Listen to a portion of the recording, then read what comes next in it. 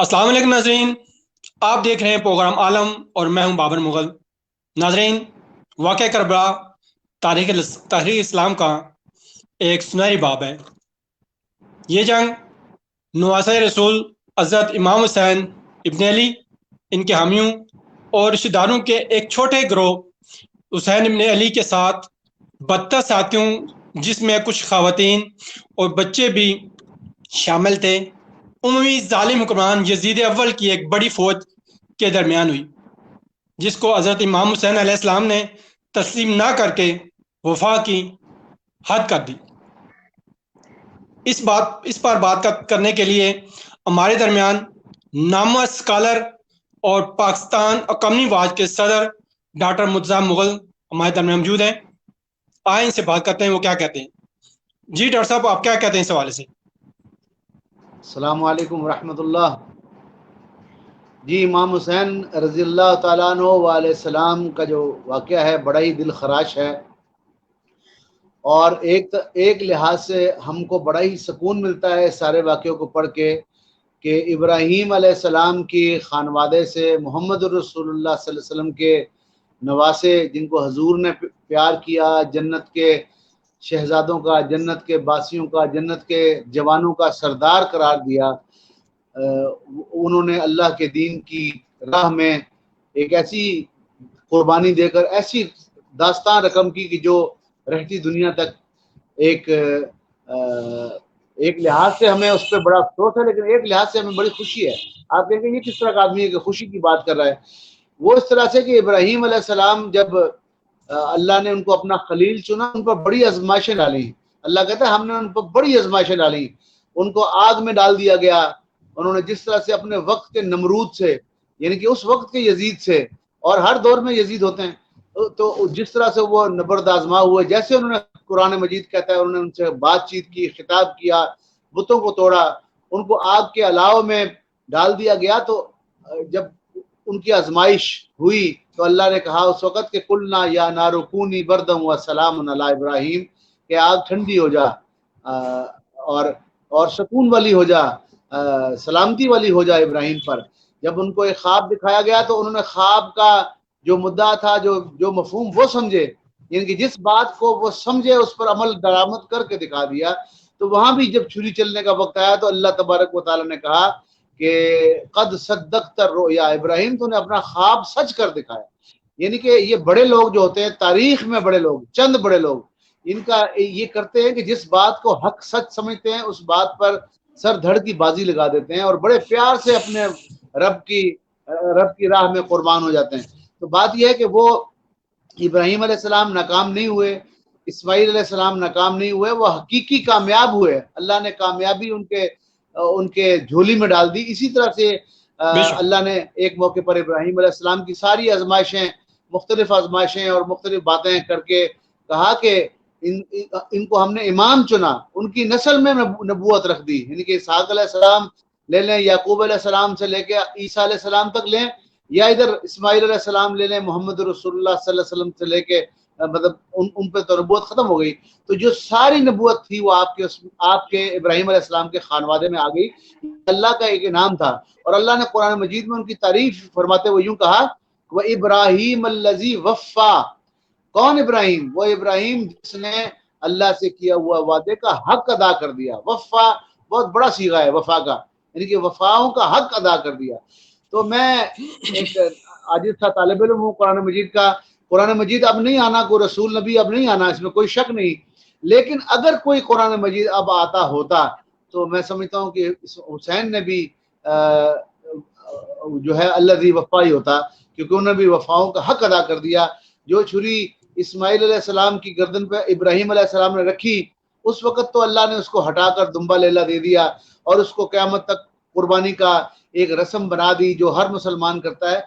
लेकिन वो जो छुरी थी वो चली कहाँ? वो इस इब्राहीम अलैहिस्सलाम की ही नस्ल के मोहम्मद रसूलुल्लाह सल्लल्लाहु अलैहि वसल्लम के नवासे की गर्दन पर चली। यानी कि वो जो वहां से चला था वो यहाँ आके खत्म हुआ। प्यास की कहानी, जो इस्माइल अलैहिस्सलाम एड़ियां रगड़ रहे थे, अल्लाह ने वहां तो चश्मा दे दिया मक्के वाला, हाँ जी। زمزم کا چشمہ دے دیا، لیکن وہ پیاس کی کہانی ختم کر وہ بلا میں ہوئی آ کے حضرت امام حسین پہ. اور کیا شان سکھائی اسماعیل علیہ السلام کی شان قرآن نے بتائی کہ وہ اپنے اہل و عیال کو نماز کی تلقین کرتے تھے، اور ان کے جو ہے حضور کے نواسے اور اسماعیل کے بھی دور سے نواسے ہی ہوئے، انہوں نے آ کر کربلا کے میدان میں آ کے یہ ثابت کر دیا. جب ان سے پوچھا گیا کہ کیا خواہش ہے تو انہوں نے کہا مجھے سجدہ کر لینے دو. یعنی کہ بات ہے کہ جس چیز کا آپ کے جد امجد اسماعیل علیہ السلام بیان کرتے تھے، اسماعیل علیہ السلام نے وہیں پر آ کے اس چین کو ختم کیا کہ سجدے میں، وہ کہتے ہیں نا سجدے میں سر کٹا کے محمد کے لال نے. تو بات یہ ہے کہ آپ نے اس کا حق ادا کر دیا. اور قرآن مجید کہتا ہے جو میرے لیے خوشی کا باعث ہے وہ یہ ہے کہ آپ اگر واقعہ پڑھیں ابراہیم علیہ السلام سے بھی پہلے حابیل و قابیل کا، تو قابیل کو کسی بات پر غصہ آیا تو اس نے حابیل کو کہا کہ میں تجھے قتل کر دوں گا.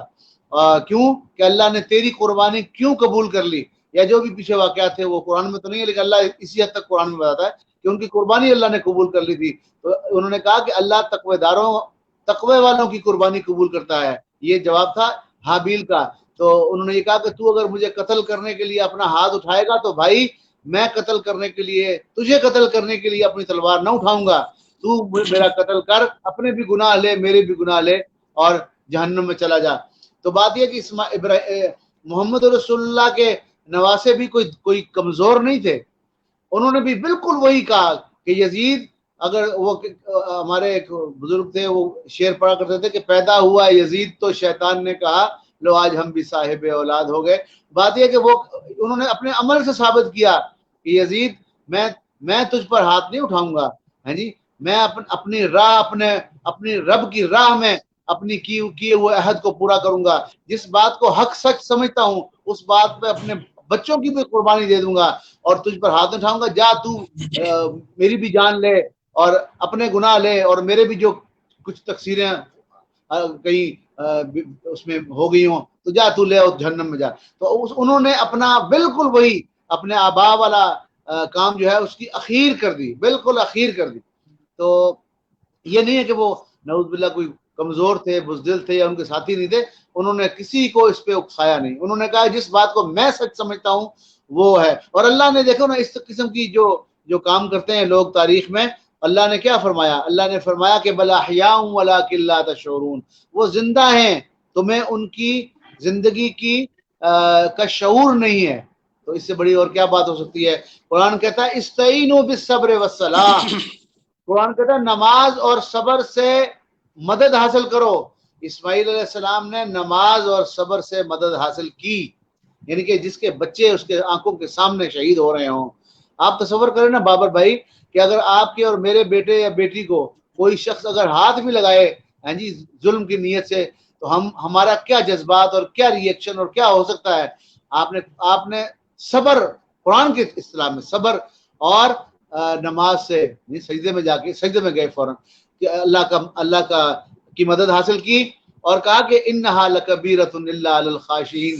یہ اس ایسے وقتوں میں آزمائش کی گھڑیوں میں سجدوں میں جانا اور نمازیں پڑھنا اور اللہ سے مدد مانگنا یہ آسان نہیں ہے. یہ جو اللہ سے خشوع و خضوع رکھتے ہیں یہ انہی کا شیوا ہے، یہ وہی کر سکتے ہیں. اور یہ امام حسین علیہ السلام کی شان تھی. اور قرآن سورہ قلم میں یہ بھی کہتا ہے کہ جب قیامت میں سجدے کے لیے بلائے جائیں گے تو ایسے ظالم جنہوں نے ظلم کیا امام پر یا امام کے خاندان پر، وہ ان کے بارے میں کہا لا یستطیعون، وہ قیامت میں بھی سجدہ نہیں کر سکیں گے.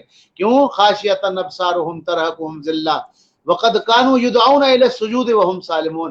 دنیا میں ان کو سجدے کے لیے بلایا جاتا تھا اور وہ صحیح سالم تھے، وہ نہیں آتے تھے. ایک تو یہ کہ سجدے کے لیے نہیں آتے تھے، اور مجھ سے اگر کوئی پوچھے تو رسول اللہ کے لاڈلے کو اور ظالموں جس کا کلمہ پڑھتے ہو محمد رسول اللہ کی جو آپ رٹ لگاتے ہو صبح دوپہر شام نماز میں اللہم صلی علی محمد و آل محمد پڑھتے ہو، اور ظالموں اسی کے خاندان کے لخت جگروں کو، انہی کے بچوں کو، انہی کی عورتوں کو تم نے اجا دیا.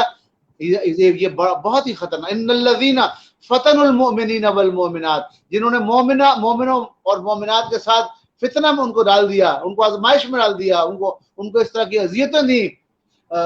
ان الذين فتنوا المؤمنين والمؤمنات ثم لم يتوبوا فلهم عذاب جہنم ولهم عذاب الحریق.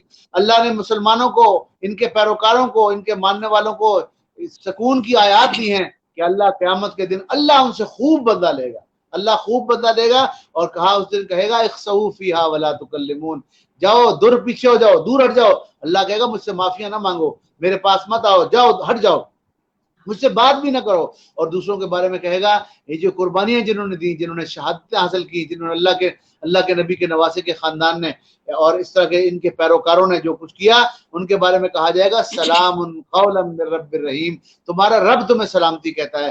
پیرل ان کو کہا جائے گا ظالموں کو وامتازوا اليوم ایھا المجرمون، اے مجرموں آج ہٹ جاؤ، چھٹ جاؤ، پرے ہٹ جاؤ، تمہارے یہاں کوئی کام نہیں ہے. تو بات یہ کہ ہمیں اس بات سے تسلی ہوتی ہے جب کہا جاتا ہے ایسے لوگوں کے، ایسے دینداروں کے بارے میں، اسلام کو قائم رکھنے والوں کے بارے میں، نبی کریم صلی اللہ علیہ وسلم کے اسلام کو زندہ رکھنے والوں کے بارے میں، اپنے اللہ سے کیے ہوئے عہد کو پورا کرنے، اور پورا بھی نہیں، الذی وفا، جنہوں نے وفا کا حق ادا کیا.